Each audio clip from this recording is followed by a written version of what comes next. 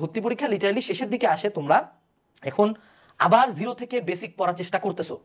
আমার তোমার কাছে প্রশ্ন, কি এতদিনেও শিক্ষা হয়নি?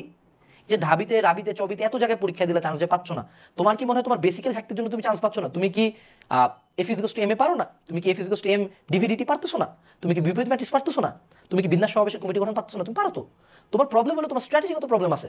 You know the theory but you can't implement that. তুমি থিওরি জানো বাট তুমি ইমপ্লিমেন্ট করতে পারতেছো না। তোমার স্ট্র্যাটেজিতে প্রবলেম, তোমার নলেজে প্রবলেম নেই। নলেজ আছে তোমার মাথায়। তো তোমরা এখন যদি আবারও সেম নলেজ বেস অ্যাপ্রোচে যাও, যে আবার জিরো থেকে আমাকে বেসিক পড়ায় এগ্রি জিএসটির জন্য রেডি করবে, you are just doing the same shit all over again. আফসোস করবা। আমার পার্সোনাল সাজেশন এই মোমেন্টে, don't go for theory classes, don't go for long classes, go for short compact classes. এই মোমেন্টে তোমার সবচেয়ে বেশি যেটা দরকার সেটা হলো নিজের পড়া। এতদিন তো নিজে পড়ো না, এতদিন তো ভাইয়া কোচিং অনেক কিছুর উপর নির্ভরশীল ছিল, কেউ তো চান্স করাই দিতে পারলো না।